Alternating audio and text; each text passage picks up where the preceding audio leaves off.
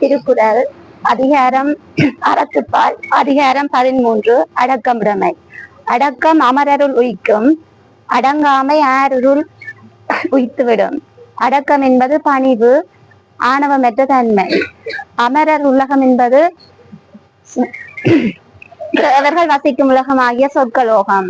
அடங்காமை என்பது ஆணவமான தன்மை, பணிவற்ற தன்மை. அதாவது உயர்ந்த நிலையில் இருந்தும் அடக்கமான பண்புடன் இருப்பவர்கள் சொர்க்கத்திற்கும், அடக்கமில்லாது ஆணவத்துடன் இருப்பவர்கள் நரகலோகத்திற்கும் செல்வார்கள் என்பது இதன் அர்த்தமாகும். அதாவது உயர் நிலையில் இருந்தும், அதாவது சிலர் உயர் பதவியில் இருக்கும் பொழுது ஆணவத்துடனும் அதிகாரத்துடனும் இருப்பார்கள். அதே அந்நிலையில் இருந்து கீழிறங்கி வரும் பொழுது அவர்களால் தாங்கிக் கொள்ள முடியாது. புயல் அடிக்கும் போது பெரிய மரங்கள் எதிர்த்து நின்று தளத்தை காட்டும்.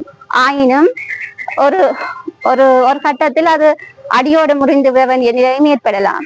ஆனால் வளைந்து கொடுக்கும் இயல்புடைய நாணலானது காற்றுக்கு இசைந்து, புயலுக்கு இசைந்து வளைந்து கொடுத்து நிலைத்து நிற்கும். அவ்வாறே நாமும் அடக்கத்துடன் வாழ்வோமானால் நின்று நிலைத்து மகிழ்ச்சியுடன் வாழலாம். சிலர், பொதுவாக மனிதர்கள் தம்மால் தான் இந்த உலகம் இயங்குகின்ற என்ற எண்ணத்துடன் இருப்பார்கள். ஆனால் அவ்வாறு இல்லை.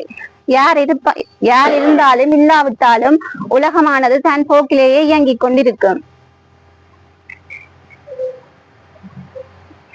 இது ராமானுஜர் வைணவ மகாஜானியான ராமானுஜர் ஆரம்பத்தில் குருவிடம் கல்வி கற்க செல்லும் பொழுது வெளியில் நிற்கின்றார், குரு உள்ளே இருக்கின்றார்.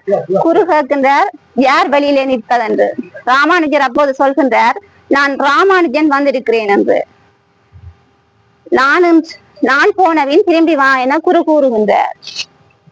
இப்படி பல தடவைகள் குருவிடம் ராமானுஜர் செல்வதும், குரு நான் போனவின் திரும்பி வா என சொல்வதும் வழக்கமாயிற்று. ஒரு தடவை ராமானுஜர் யோசிக்கின்றார், ஏன் இப்படி செய்கின்றார் என்று. யோசித்து விட்டு திரும்ப குருவிடம் செல்லுகின்றார். சென்று அடியேன் ராமானுஜன் வந்திருக்கிறேன் என கூறுகின்றார்.